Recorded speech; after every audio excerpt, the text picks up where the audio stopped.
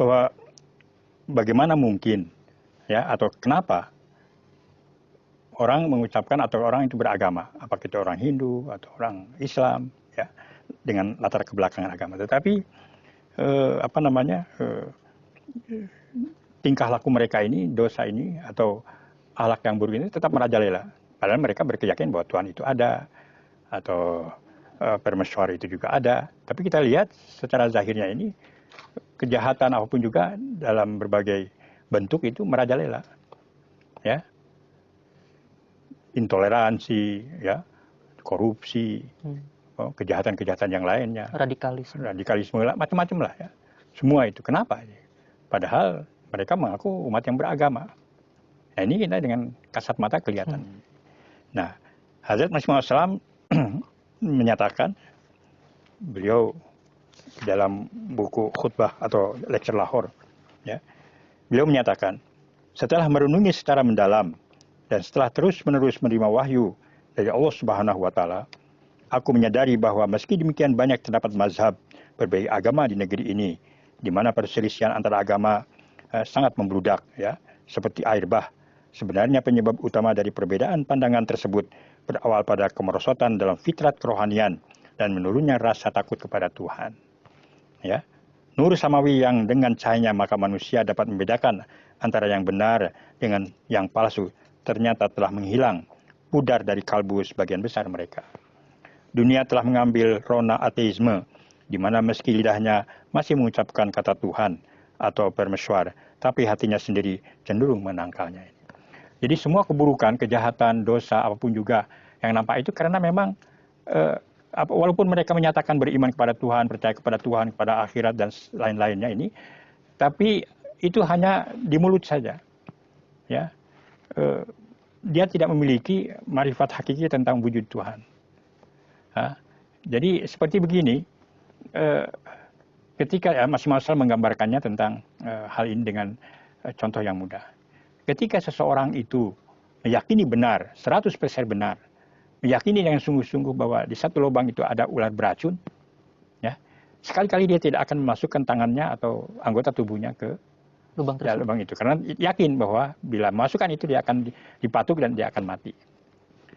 Kan begitu. Nah, begitu juga seseorang yang meyakini Tuhan dan yakin sebetul-betulnya bahwa Allah Ta'ala itu sangat maha pengasih, ya, bagi orang-orang yang betul-betul berusaha untuk mencarinya, dan murkanya sangat keras bagi orang yang berusaha menghindarkan diri darinya, ya.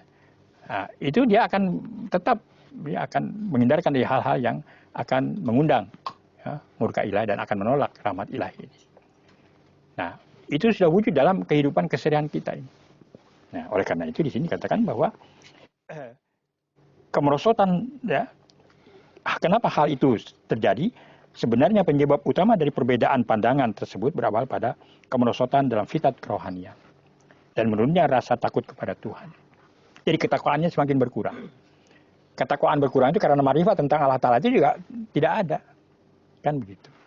Oleh karena itu, walaupun di atas lidahnya dia mengucapkan adanya Tuhan dan lain-lainnya, tetap, ya, keadaan dirinya itu seperti dia tidak percaya kepada Tuhan. Karena ini beliau selanjutnya mengatakan, semua ini dibuktikan dan menghilangkan kebiasaan berbuat baik. Ya, selama ini dapat dibuktikan dari menghilangnya kebiasaan berbuat baik untuk menampilkan akhlak yang baik. Aku tidak mempermasalahkan integritas dari mereka yang berlaku saleh secara diam-diam. Tapi secara umum dapat dikatakan bahwa tujuan perlunya agama bagi manusia sekarang ini itu telah diabaikan. Memang Huzur Hazrat Masih Maud Salam mengatakan bahwa tidak semua begitu. Banyak orang-orang yang beriman. Ya, baik dia di kalangan orang Hindu, di kalangan orang Kristen, di kalangan orang Islam, yang masih secara diam-diam dia beramal saleh. Dia teguh dengan keyakinannya. Karena kita tahu bahwa semua agama datang dari Tuhan. Mereka beramal saleh dengan keyakinannya yang benar. Tapi pada umumnya ini kan, masyarakat pada umumnya, ya, mereka telah mengabaikan hal itu. Ya. Tapi secara umum dapat dikatakan bahwa tujuan perlunya agama ini, ya, itu sekarang tidak diajukan. Nah, ini dia. Oleh karena itu nampak sekali jelas dalam masyarakat adanya intoleransi, adanya kecurangan, penipuan, ya, dalam segala hal kehidupannya, ketidakjujuran, ya, terus tidak menghargai orang, ya, semua jadi kita lihat sehari-hari dan yang bertikai di mana-mana yang saling bunuh kan di antara umat Islam saja, mana agama lagi, Kan begitu. Di Timur Tengah, di mana-mana, di Pakistan, di Indonesia juga begitu. Jadi malah sentimen agama itu dipakai untuk kepentingan politik. Malah agama itu tidak membumi. Padahal setiap orang penganut agama yang benar ini, dia akan menjadi abid, menjadi orang beribadah benar yang betul-betul dia akan tunduk di hadapan Allah Ta'ala, ya, akan memiliki akhlak yang baik, akan toleran, akan khusyuk, dan lain-lain. Nah ini tidak nampak. Sehingga Uzur mengatakan sebagian besar manusia tidak lagi mengacukan kesucian hati, kecintaan kepada ilahi, kasih sayang kepada sama makhluk Tuhan, kelembutan hati, kasih, keadilan, kerendahan hati, dan semua akhlak mulia seperti ketakwaan, kesucian dan kejujuran yang menjadi semangat satu agama. Itu sudah mulai hilang, pudar lah. Ya. Kita lihat hari-hari di dalam surat kabar itu, hanya soal-soal remeh ya, dibunuhnya itu. Ya, pembunuhan terjadi. Ya. Satu orang yang minta HP tidak itu kan dibunuhnya ibunya. Kan? Itu sudah mana itu udah nggak ada lagi itu takut sama Tuhan. Ya. Lucunya semangat argumentasi keagamaan malah terlihat meningkat, sedangkan semangat kerohanian malah menurun. Nah sekarang itu yang menjadi itu agama itu dibahas, ya jadi pembahasan akademik di mana-mana, ya. Jadi diolah sedemikian rupa ini kajian-kajian di mana-mana kajian saja coba. Seminar apa semua itu kajian mengenai agama, bukan terus diterapkan menjadi orang-orang yang beramal saleh. Kajian demi kajian itu dari anu berbagai itu kan dari sudut ini antropologi, dari sosialnya itu aja dikaji. Coba sekarang lihat berapa banyak institusi agama Islam itu sudah puluhan ribu orang mengkaji ya, gitu. Tidak hanya di Indonesia saja, berapa banyak ini institusi agama kan tujuannya apa? Mereka lulus supaya dapat cari kerja. Kan begitu rata-rata. Ya, mendapat ijazah, buat ini dia bekerja, cari makan. Memang tidak salah. Ya, belum lagi yang di Malaysia, belum dari Timur Tengah. Berapa banyak itu sudah ratusan ribu orang sudah menjadi ahli-ahli agama Islam. Tapi dampaknya hampir tidak ada di masyarakat itu. Yang ada ini radikalisme, ya, saling menghujat. Ya, ini yang benar, itu yang salah. Ya. Fatwa halal haram itu saja itu. Makanya ini apa yang digambarkan ini 100 tahun lalu, 130 tahun yang lalu oleh Rasulullah SAW mengatakan bahwa lucunya semangat argumentasi keagamaan malah terlihat meningkat. Jadi berargumen saja mengenai agama itu. Sedangkan semangat kerohanian malah menurun. Jadi sebetulnya semakin banyak orang yang berilmu mengenai Islam itu ya semakin itu semakin nampak di dalam masyarakat kesantunan, toleransi, rendah hati, ya. Kemudian simpati, saling tolong menolong, saling menghargai. Ini ya semakin hilang justru. Kan ini. Nah inilah yang, itu artinya apa? Kemerosotan rohani itu yang terlihat. Artinya marifat ilahi itu semakin berkurang di dalam diri manusia. Maka nampaknya itu akan timbul di dalam laku dosa dan lain-lain. Jadi istilah yang sekarang ini banyak orang menyatakan bahwa agama itu tidak membumi. Tidak datang di hati orang. Di luar saja ya. Di permukaan saja itu. Tidak sampai ke dalam. Kan? Kajian-kajian itu macam-macam itu. Ya. Padahal tujuan utama sebuah agama adalah pengenalan Tuhan sebagai wujud yang menciptakan alam. Berusaha datang ke hadirat kasih-Nya sampai pada satu tingkatan di mana kecintaan kepada yang lainnya telah terbakar musnah. Memiliki kasih simpati kepada semua makhluknya dan mengenakan jubah kesucian hakiki. Menurut pengamatanku, tujuan ini telah dilupakan orang di masa ini dan sebagian besar orang menjadi penganut salah satu dari berbagai bentuk ateisme. Marifat Tuhan sayang sekali telah amat merosot. Dan karena itu keberanian melakukan dosa meningkat. Jelas kiranya sesuatu yang tidak diakui dengan sendirinya tidak akan diikuti oleh hati. Apalagi yang mengasihi atau malah takut kepadanya. Semua bentuk kasih dan takut serta penghargaan hanya mungkin karena adanya pengenalan. Ya. Semua itu memperlihatkan bahwa maraknya dosa di dunia sekarang ini merupakan akibat dari kurangnya pemahaman atau ma'rifat. Salah satu tanda-tanda akbar suatu agama yang hakiki adalah agama itu mampu memberikan berbagai cara guna memperoleh pengenalan dan pemahaman atau ma'rifat ilahi agar manusia menahan diri dari melakukan dosa. Dengan menyadari keindahan ilahi, maka ia akan menikmati kasih hakiki sehingga jika merasa jauh dari Tuhannya, maka ia merasa hal itu sebagai lebih buruk dari neraka. Menghindari dosa dan mengabdi kepada kasih ilahi menjadi sasaran utama bagi manusia yang menjadi ketentraman hakiki, layaknya kehidupan surgawi. Semua nafsu yang tidak disukai Tuhan terasa menjadi api neraka, di mana mereka merasa hidup mengikuti nafsu sama hidupnya dalam neraka. Lalu yang menjadi pertanyaan adalah bagaimana mengangkat seorang dari kehidupan seperti itu? Pengetahuan yang telah dianugerahkan kepadaku dalam konteks ini menunjukkan bahwa keselamatan dari rumah api demikian amat tergantung pada pemahaman ilahi secara hakiki dan sempurna. Ini tergantung daripada seberapa marifat ilahi yang ada di dalam diri seseorang ini dan bagaimana berusaha untuk mencarinya. Nafsu syahwat yang menyeret seseorang merupakan banjir dahsyat yang mengalir deras menghancurkan keimanan, di mana tidak mungkin membendungnya kecuali dengan sesuatu yang lebih sempurna dan lebih berdaya rengkuh secara keseluruhan. Untuk hal seperti ini dibutuhkan ma'rifat ilahi yang sempurna guna mendapatkan najat atau keselamatan. Ini sangat luar biasa, sangat dalam sekali apa yang ingin disampaikan oleh Hazrat Masih Maud alaihissalam itu. Selama manusia ini berkeinginan dan hasrat dan bertekad untuk menjauhkan dosa dan mendapatkan keselamatan, itu pintu rahmat dan pintu tobat selalu terbuka. Ya. Dan ini hanya bisa dicapai dengan kurnia Allah Subhanahu Wa Taala ini, dengan segala dan berusaha untuk menjauhkan semua perilaku dosa yang digambarkan di dalam Islam ini. Kemudian tadi jelas Hazrat Masih SAW menyampaikan bahwa tujuan agama yang membawa seseorang mengenali Tuhan, ini kurang diperhatikan pada zaman sekarang ini dan terlalu gandrung dengan masalah-masalah yang furu, cabang, tidak berkenaan dengan kerohanian dan makrifat. Nah, kemudian apa yang menjadi pertanyaan kita adalah bagaimana tadi telah Hazrat Masih SAW sampaikan kita untuk bangkit dari keadaan yang terpuruk ini, Pak. Ya, tadi sudah dijelaskan oleh beliau alaihissalam bahwa selama manusia ini berusaha ya untuk mencari keridhaan Allah Ta'ala, mencari marifatnya, maka memerlukan usaha yang sangat besar. Melawan hawa nafsu itu bukan mudah. Ya, manusia seperti seorang anak yang baru berjalan, kadang-kadang dia bangkit sadar bahwa ini sesuatu yang tidak benar. Bangkit lagi, ya.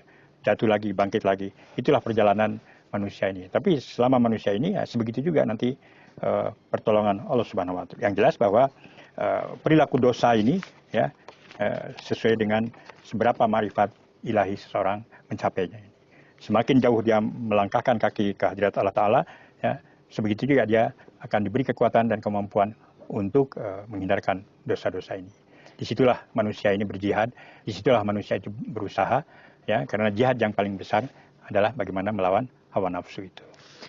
Kemudian dari pemaparan yang Bapak sampaikan berarti bahwa makrifat ilahi itu berbanding lurus dengan berkembangnya amal soleh seseorang. Iya. Namun dengan kurangnya makrifat ilahi membuat amal buruk yang menjadi berkembang, demikian Pak? Iya, itu memang itu disitulah relatifnya itu. Ya, seberapa jauh kita berusaha ya menuju Allah Ta'ala, maka sebegitu juga dia makrifat ilahi akan didapatkan, dan sebegitu juga manusia dapat menghindarkan dari laku dosa dan lain-lain. Tapi semakin jauh dia dari sumber cahaya itu, maka semakin gelap dia akan mendapatkan dirinya itu. Menarik sekali ya, jadi maraknya dosa justru karena memang seseorang atau kita belum mengenal Allah Ta'ala. Iya. Nah, kemudian di bahasan selanjutnya, Hazrat Masih SAW banyak menyinggung berkenaan dengan penebusan dosa umat Kristen. Kan di saudara-saudara kita Kristiani, Hazrat Masih SAW menyampaikan bahwa keselamatan mereka itu terdapat konsep penebusan dosa, di mana keselamatan hanya dapat diperoleh melalui iman terhadap Yesus yang diyakini mati di tiang salib untuk menebus dosa umat. Silakan Bapak, pendapat Bapak berkenaan dengan keyakinan bagaimana Pak? Hal itu sudah jelas sekali diterangkan bahwa tidak akan mungkin ya seseorang itu yang tidak berdosa menanggung dosa orang lain. Ya, karena setiap orang akan menanggung dosa apa yang dia lakukan ini.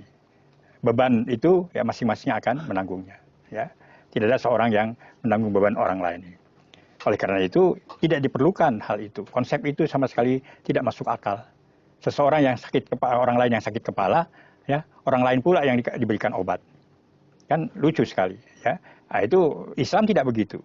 Islam justru setiap orang menanggung amal dan usahanya. Laisa lil insani illa masa. Tidak ada seorang manusia pun kecuali apa yang dia telah usahakan ini. Itulah konsep ya yang di dalam Islam ini. Oleh karena itu keselamatan ini, najat yang hakiki ini, bagaimana usaha seseorang pribadi itu untuk mencapai keselamatan, mendapatkan marifat ilahi itu. Tidak perlu menanggung dosa orang lain. Ya, karena masing-masing memiliki kemampuan, memiliki kudratnya. Dia yang bertanggung jawab atas apa yang dia telah usahakan. Dia akan mendapatkan apa yang dia telah usahakan. Apakah itu positif atau itu apa negatif. Kalau dia amal-amal solehnya besar, ya, dan kemudian menuju kepada keridhaan ilahi, maka dia akan mendapatkannya. Tapi semakin jauh dia berusaha, ya, untuk menghindarkan dari rahmat Tuhan, ya, maka semakin dalam juga dia dalam kegelapan dan keterpurukan ini. Kemudian berkenaan dengan karena titik letak keselamatan dalam konsep Islam adalah sebagaimana kita dalam makrifat ilahi berkembang, mencapai makrifat ilahi mengenali Tuhan. Dan dampak dari kurangnya makrifat ilahi sangat menarik. Hazrat Masih SAW menyampaikan bahwa seandainya umat Nabi Nuh telah dikaruniai atau mereka memiliki pemahaman akan wujud Allah Ta'ala, niscaya mereka tidak akan kena banjir. Kemudian umat Nabi Lut kalau mereka memiliki pemahaman akan Allah Ta'ala, tidak akan dihujani batu. Dan berkenaan dengan zaman beliau, tidak akan mungkin orang-orang terkena wabah pes kalau mereka mengenali Allah Ta'ala. Berarti dampak dari makrifat ilahi yang kurang ternyata besar juga, Pak. Iya, itu kan seberapa jauh dia dari Tuhannya, maka sebegitu juga kegelapan yang dia akan dapatkan. Itu bermacam-macam penzahiran itu. Allah Ta'ala memberikan peringatan kepada manusia, itu kan peringatan atas laku dosa manusia itu. Ya, semua sebagaimana juga dalam pembahasan ini, tidak ada satu zarah pun bergerak ataupun tanpa perintah Allah Subhanahu wa Ta'ala. Oleh karena itu azab terhadap umat Nabi Nuh, Nabi Lut dan Nabi yang lain itu juga karena perintah Allah Subhanahu wa Ta'ala.